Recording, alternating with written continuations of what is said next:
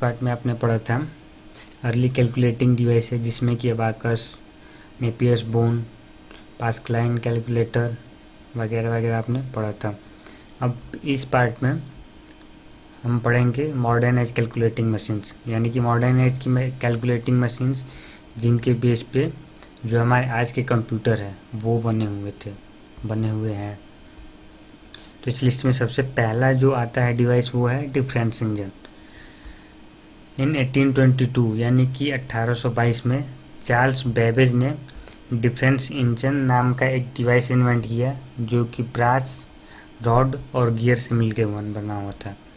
Brass का मतलब होता है ये मेटल होता है, मेटल जो बहुत सारे मेटल से मिलकर बना होता है। मेटल का मतलब धातु। It was the first mechanical computer that could perform complex mathematical calculation. मतलब ये कि इससे पहले के जो कैलकुलेटिंग डिवाइसेस थी या जो कैलकुलेटर से जो भी डिवाइसेस थी कैलकुलेशन के लिए, वो बस सिंपल कैलकुलेशन ही करते थे, जैसे कि एडिशन, सब्ट्रैक्शन, डिवीजन। लेकिन ये ऐसा पहला मैकेनिकल कंप्यूटर था जो कि कॉम्प्लेक्स मैथमेटिकल कैलकुलेशन को भी सॉल्व कर सकता था। कॉम्प्लेक्स का मतलब होता है जटिल। It could also prepare mathematical tables, यानी कि ये कॉम्प्लेक्स मैथमेटिकल कैलकुलेशन तो कर ही सकता था, उसके साथ साथ ये मैथमेटिकल टेबल्स भी क्रिएट कर सकता था। इससे पहले की डिवाइसेज ये काम नहीं कर सकती थी। फिर 1822 में जब ये डिफरेंस इंजन सक्सेसफुल हो गया तो उसी को इम्प्रूव करके चार्ल्स बेबेज ने 1833 में एनालिटिकल इंजन बनाना स्टार्ट किया। आप देख सकते हैं यहाँ पे लिखा हुआ है, after working on difference engine in the year 1833। इसका मतलब है कि डिफरेंस इंजन बनाने के बाद चार्ल्स बेबेज ने 1833 में इसी मशीन को इम्प्रूव करके एक मशीन बनाया जो कि फर्स्ट जनरल कंप्यूटर था, जो कि हम आज जो कंप्यूटर यूज़ करते हैं उस टाइप का फर्स्ट जनरल कंप्यूटर था। और उस कंप्यूटर का नाम इन्होंने रखा है एनालिटिकल इंजन। ये मशीन जो थी, this machine could perform all arithmetic operation, यानी कि जो पहले की मशीन सारे ऑपरेशन कर सकते थे मैथमेटिक्स के, एडिशन, सब्ट्रैक्शन, डिवीजन, वो सारे ऑपरेशंस ये मशीन भी कर सकती थी। एंड उसके साथ साथ ये और भी बहुत सारे फंक्शंस कर सकती थी। ये जो एनालिटिकल इंजन था ये इतना अत्याधुनिक था कि इसकी वजह से वो इतने फेमस हो गए कि उनका नाम रख दिया गया कंप्यूटर पायनियर।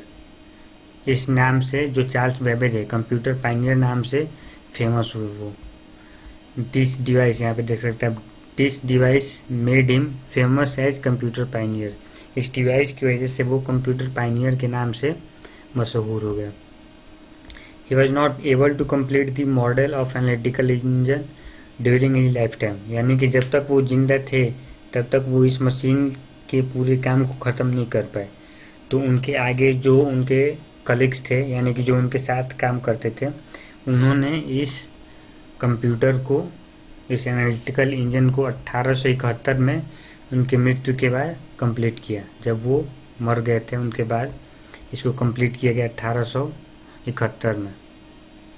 अब आज के जो कंप्यूटर्स हैं, टुडेज मॉडर्न कंप्यूटर, आज के जो कंप्यूटर है वो उसी प्रिंसिपल पे यानी कि उसी रूल पे वर्क करते हैं जिस पे कि ये डिवाइस काम करती थी, यानी कि analytical engine.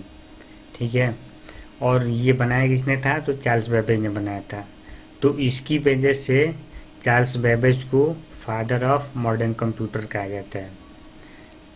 Father of modern computer इसलिए कहा जाता है क्योंकि आज के जो मॉडर्न कंप्यूटर हैं वो उसी प्रिंसिपल पे काम करते हैं जिस प्रिंसिपल पे ये एनालिटिकल इंजन वर्क करता है।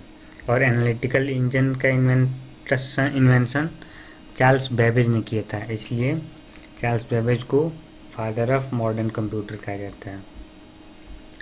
अब नेक्स्ट डिवाइस आती है टैबुलेटिंग मशीन। मैथमेटिक्स का ही एक पार्ट होता है स्टैटिस्टिक्स। ठीक है। तो वैसे ही एक अमेरिकन स्टैटिस्टिशियन थे जिनका नाम था हरमन होलेरिथ। उन्होंने एक टैबुलेटिंग मशीन इन्वेंट किया 1890 में। यह एक इलेक्ट्रिकल डिवाइस थी, ठीक है।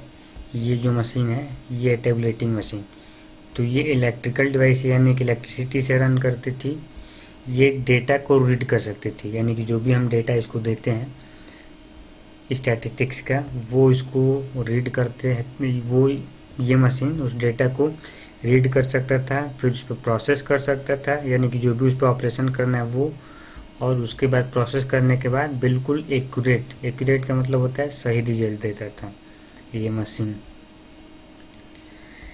This machine tabulated statistics from millions of pieces of data in very short period of time. इसका मतलब ये है कि स्टैटिस्टिक्स में क्या होता है, स्टैटिस्टिक्स में ये होता है कि हम छोटे छोटे बहुत सारे पार्ट्स देते हैं, यानी कि ऐसा कह लो आप एक सीरीज देते हैं या रेंज देते हैं जिस पे कुछ परफॉर्मेंस करते हैं और कुछ ऑपरेशन परफॉर्म करते हैं और फिर हमें रिजल्ट मिलता है।